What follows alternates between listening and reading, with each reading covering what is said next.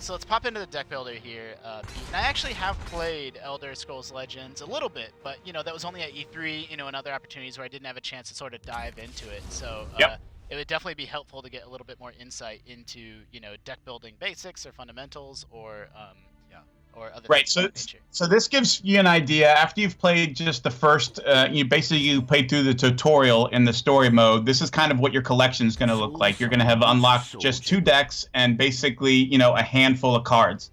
Right. So there's a couple ways you can go about it. One is if you look down there in the bottom, you've got that little triangle diamond looking thing at the bottom. One of the things I always do is click on that and immediately look at, my legendaries and my epics and kind of get an idea for, okay, like what's the crazy good stuff that I've got. So you can go and see sort of at each color pair, what are some of the more powerful cards you might be able to draw on. It's not deciding, but it gives you at least an idea sort of how deep you are. Sure. So I feel like we actually did have fairly decent luck. I mean, I don't know exactly what the rarity breakdown in Elder Scrolls Legends is, but we did end up with that 1 legendary and several epics. Yep. So looks like we have that green legendary and only 1 green epic, but I thought we had a bunch of blue ones. Was I mistaken? Oh, I guess maybe I was. Most of the stuff you got blue. Yeah, it was. There you go. Yeah, so we did get a few blue rares as well. And so I know a little bit about this, Pete, but you're going to have to, explain it to me in a little bit more detail that, you're sort of picking, these are pre-made decks here, the Black Marsh. Right. So when you start the game, the first thing you do is play through the story mode. And the story mode starts as a tutorial. There's 20 total chapters. And as you play through, you're going to unlock rewards. You're going to unlock new cards. You're going to unlock total decks, get some packs as rewards. So by the time you finish the story mode, you've got 5 different pre-made decks. You've unlocked a bunch of rewards, some of which are going to be random, and then you can start mixing and matching and creating new decks. Got it. So we should probably make a new one with. We definitely want to work that green legendary in there. So let's just do it. Add a favorite. So when you start a new deck, it basically it just assumes you're neutral until you start adding cards. So you click on this and it'll add green up there at the top right to show, okay, well, now this is one of the colors that you've picked. And then as you go through and add other colors, it will steer you into two colors total. So if you like that card, then the other color we probably need to look at is blue, because all of your last gasp abilities are going to be in green and blue. So that card could be okay in just green, but like that Brutal Ashlander, for example, see the very first card up there at the top left? So he says when he dies, he deals 3 randomly to an enemy, which could either be another creature or the player. So having those is going to be particularly good. I mean, even having not played a lot of Elder Scrolls Legends, it's obvious that we have a legendary that does, something crazy, with Last Grasp. So that's really, it doesn't take a deck building genius to kind of figure out that, hey, let's just throw Last Grasp, cards in our deck, and that's at least a reasonable place to start. Is it 2 cards per deck, or what's the max that we're allowed to have of a single card?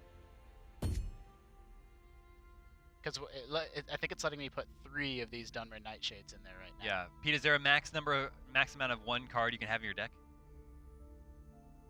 Oh, might have lost him. We're on our own, Justin. Oh, goodness gracious. Now, he's not here. Just add another color. Oh, I don't think we can. They're not. What are they going to do?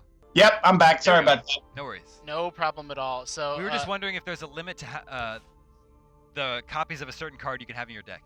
Yeah. So 3 is the limit for any versions of a card, except for the legendary unique cards, and those are not only yellow, but they have a little gem up at the top, and you can only have 1 of those. Got it. Otherwise, if you look down in the bottom corner, it'll tell you how many copies you have of any given card.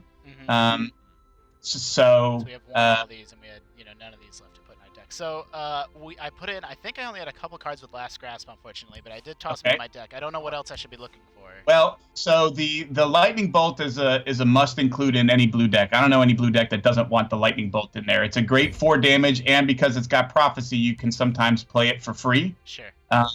The Dres Tormentor, I think, is a good card, and you've got at least 1 mace, so it's probably worth including however many copies of Tormentor you have. Yeah, and then you said we have to get the arrow and the knee in there, right? Yeah, I mean, what are you going to do? I think so. Of course we're going to put it in there. plus the arrow in the knee has shackle, so it pairs nicely with the Dres Tormentor you just had. And so, we're seeing a lot of keywords here.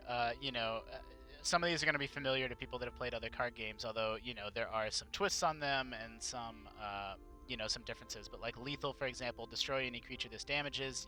There's similar mechanics in games like Magic the Gathering or Hearthstone or other card games. And so, some of what we're talking about, like Prophecy, you may play this for free when drawn from Rune Loss. So there's a combination of keywords that people are going to be very familiar with, and some that are, sort of new and unique mechanically to ESL. Yep. So what I would say is, if you go back one screen, the Black Sap Protector, the 3/3 Prophecy Guard guy right there. So he's basically for me an auto include, particularly in earlier decks, because he does a good job of coming down, playing defense. If you draw him off of a rune, you're going to get to play it for free. So you want to look for stuff that has the word Prophecy on it. If it's a pretty solid card, those would do well. Green also does the Pilfer mechanic really well. What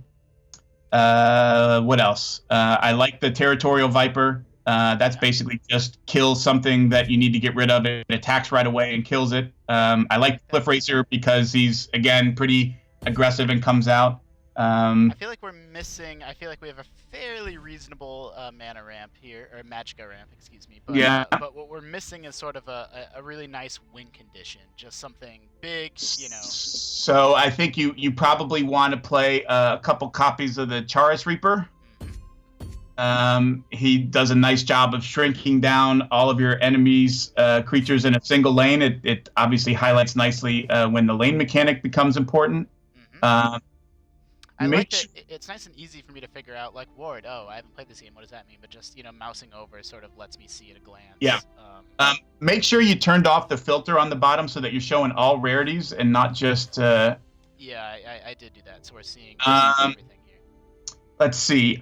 You're going to probably want some more early stuff, so things like the Crown Quartermaster isn't bad. A 2/1 that gives you an item is pretty good. The High Rock Summoner, one of the themes is conjuring up Atronachs. They're cards that you can't put into your deck, but you can only get by using that. Yeah, I'm a fan of looking at more of these blue cards. It sort of seems like a lot of card draw is a big feature of this color.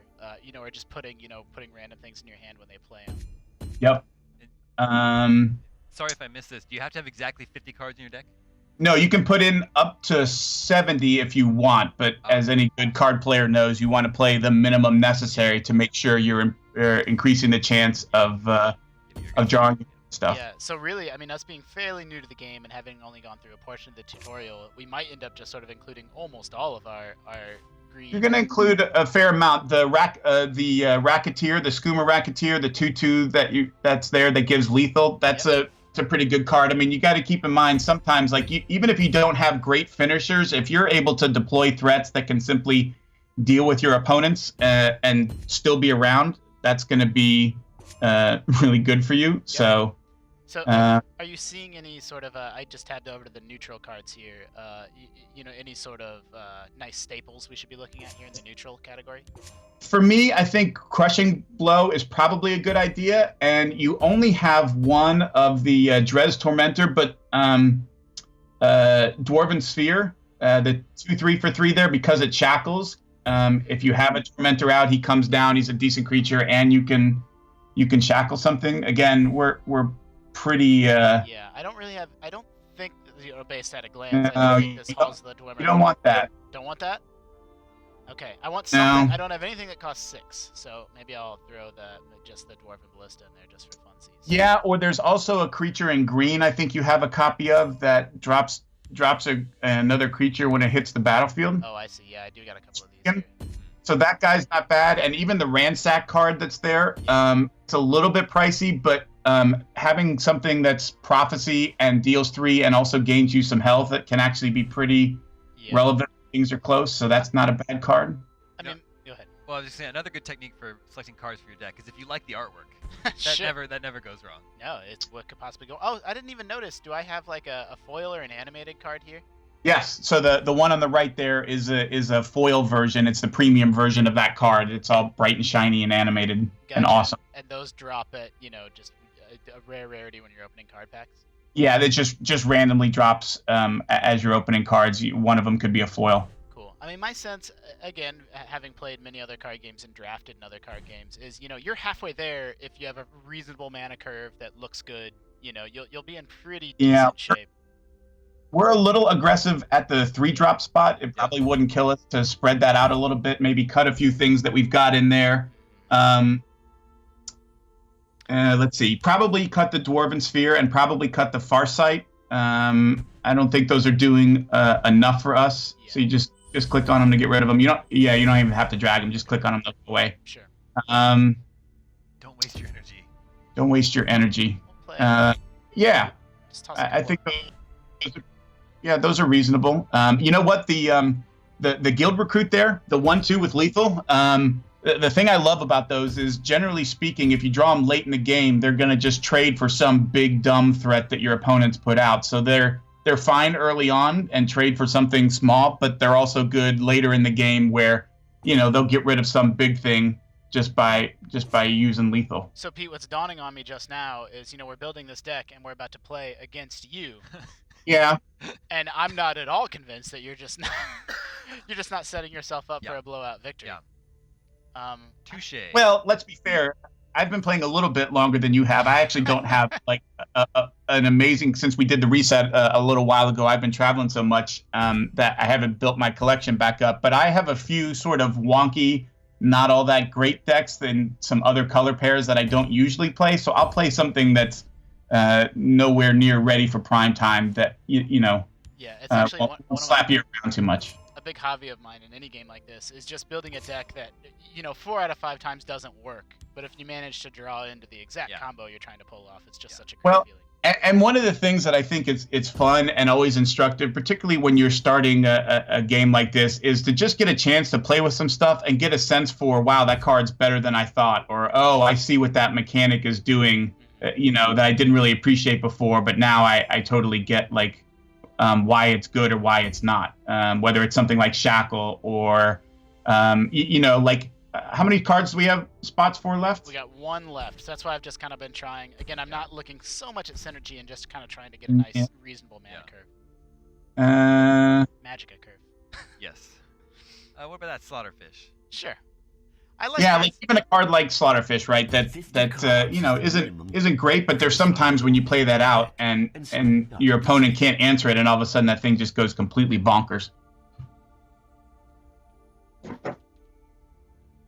ESL with Pete. Very, very clever.